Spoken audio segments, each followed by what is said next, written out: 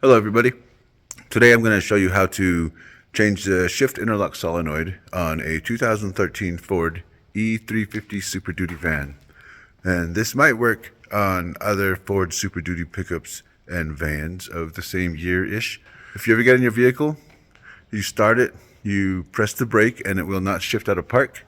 A lot of times the solenoid for the Shift Interlock is malfunctioning. So here's a quick video on how you can get it where you're going, and then also how you can change it out with tools that are mostly readily available.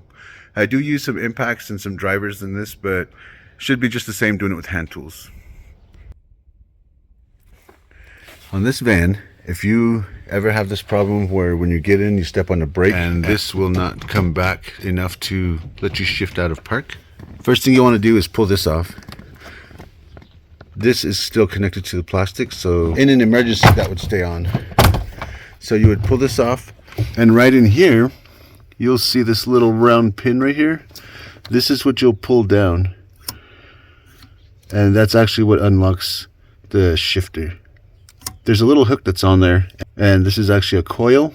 So when you apply the brake and you pull the shifter, this pulls it down real quick, and then you're able to shift it out once you apply the brake.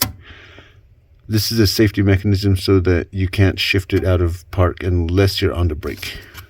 So in an emergency, this is when you pull, then you shift it into reverse. We're going to remove that though right now. First, we will remove these two screws, which are 7 millimeters.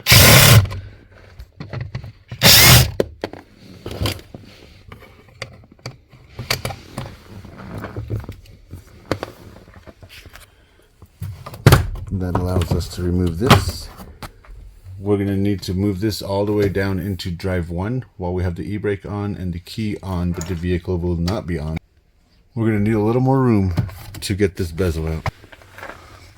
With the cover off, you will have access to these bolts, which are 14 millimeters or 9/16.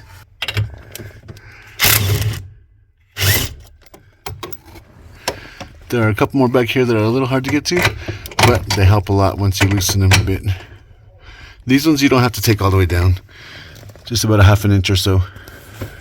Now that we have taken the steering wheel down a bit, you can see that I have much more room to move the bezel, and I have much more room to get that out of there. Right here we're going to gently pull on the dash bezel, and it'll separate in one piece all the way across to here.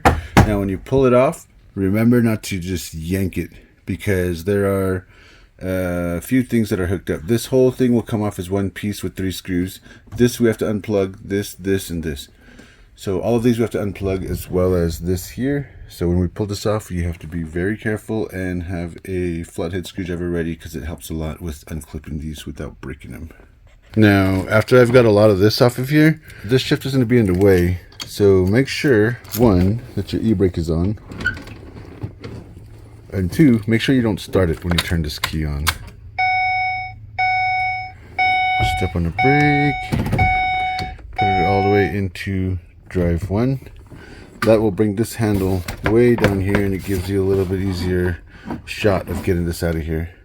So now we will go through here and we will unclip each one of these. Now that you've got all of this unhooked, we'll have to flop it forward and get this out of here. When we pull it away a bit, we also need to get these off. So this one is the main one we need to get off, and then another one right here.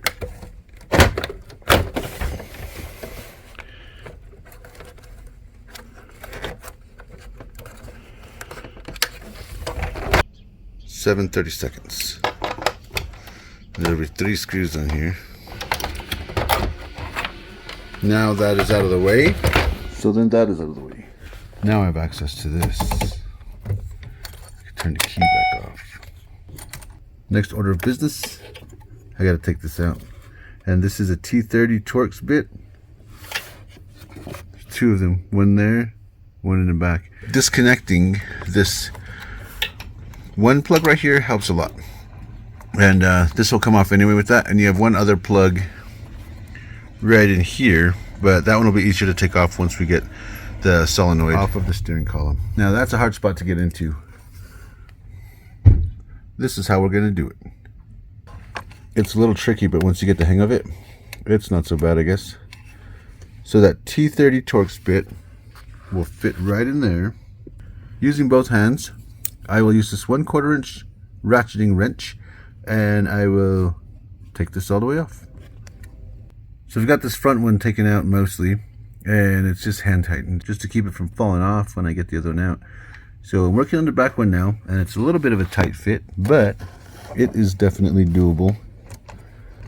Once you break them loose, a lot of times it'll be a lot easier to unthread these. Once you've got all that unbolted, the old one will come out. And here's that last plug. Here's the old one, and this one malfunctioned the other day, and in an emergency I had to get it to work on the way back to the shop. So I ended up cutting the rivet off that held on the hook that actually locked the shifter.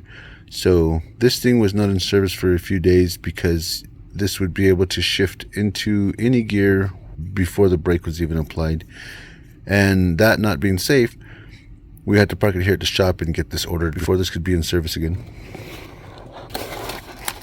Here's the new one. And this one is from Dorman. So you can usually get these at O'Reilly's or AutoZone. This one was around $145-ish. You can see here the hook that I had cut off, because this hook actually sits behind the shifter, and when you apply the brake, this goes down and the hook drops out of the way and the shifter is able to move. This one was not working, so I cut the rivet on top and the hook slid off. This one will go back in here, and then you can see the hook sliding behind the shifter. So this will drop down and the shifter will be able to move. So the new one is on. Look at that. Nice. Now that that's working, before I put these screws on, I'm going to put the dash bezel on. And remember, the dash bezel goes on before you put the steering wheel up, because this will not fit very good. And remember as well, you got to hook all these up too. Don't forget to hook up the dimmer for the gauges on this side as well.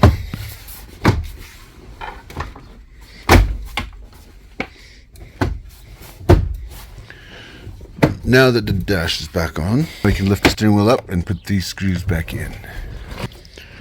And now this panel goes back on here. Tuck this back here. Now the two 7mm screws. Alright. Everything is put back together.